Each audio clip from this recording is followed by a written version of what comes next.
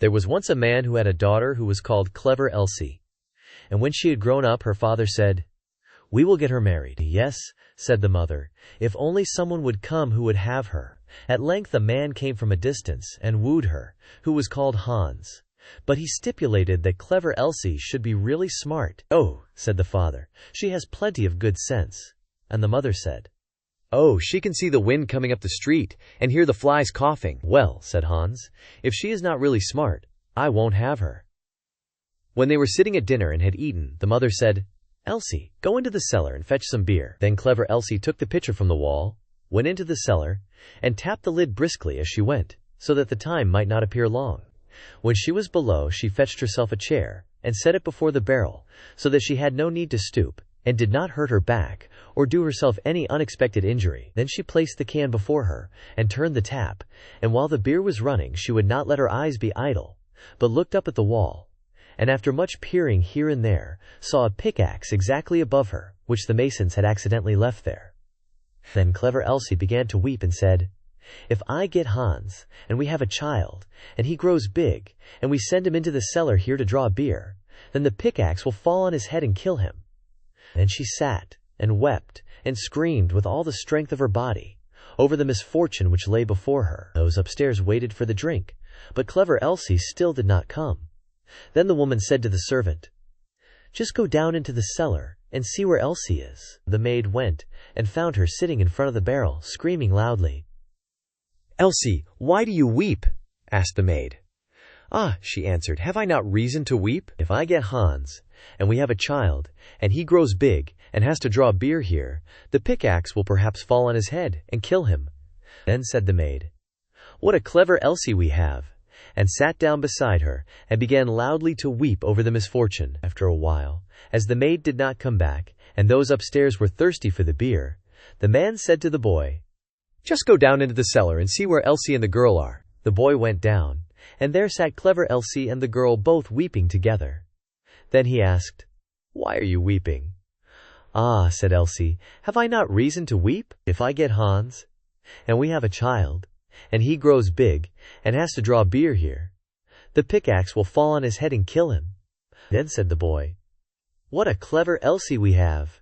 and sat down by her, and likewise began to howl loudly. Upstairs they waited for the boy, but as he still did not return, the man said to the woman, "Just go down into the cellar and see where Elsie is." The woman went down, and found all three in the midst of their lamentations, and inquired what was the cause. Then Elsie told her also that her future child was to be killed by the pickaxe, when it grew big and had to draw beer, and the pickaxe fell down. Then said the mother likewise, "What a clever Elsie we have!" and sat down and wept with them. The man upstairs waited a short time, but as his wife did not come back, and his thirst grew ever greater, he said, "I must go into the cellar myself, and see where Elsie is."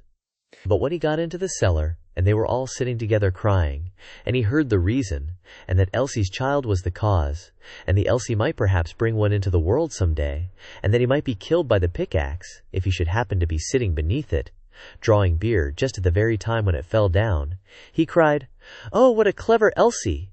and sat down, and likewise wept with them. The bridegroom stayed upstairs alone for a long time.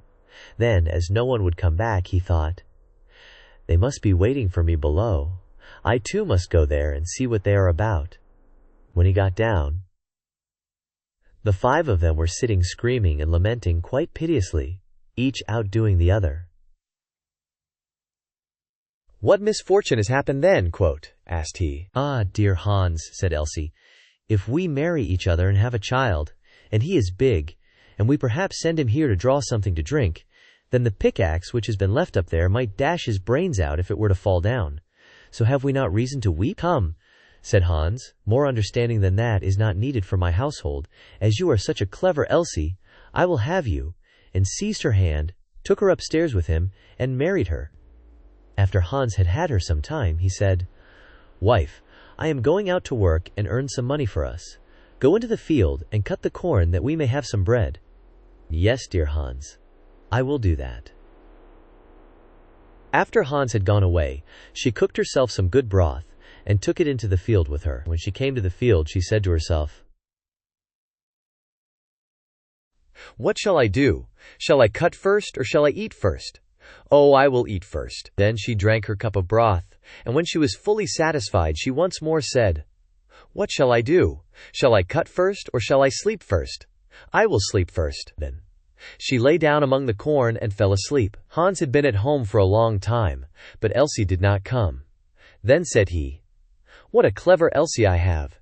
She is so industrious that she does not even come home to eat." But when evening came and she still stayed away, Hans went out to see what she had cut, but nothing was cut, and she was lying among the corn asleep. Then Hans hastened home and brought a fowler's net with little bells and hung it round about her, and she still went on sleeping. Then he ran home, shut the house door, and sat down in his chair and worked. At length, when it was quite dark, clever Elsie awoke, and when she got up, there was a jingling all round about her, and the bells rang at each step which she took. Then she was alarmed, and became uncertain whether she really was clever Elsie or not, and said, "Is it I, or is it not I?" But she knew not what answer to make to this, and stood for a time in doubt. At length she thought, "I will go home and ask if it be I, or if it be not I. They will be sure to know." She ran to the door of her own house, but it was shut. Then she knocked at the window and cried, "Hans, is Elsie within?" "Yes," answered Hans, "she is within." Hereupon she was terrified, and said, "Ah, heavens! Then it is not I," and went to another door. But when the people heard the jingling of the bells, they would not open it, and she could get in nowhere. Then she ran out of the village, and no one has seen her since.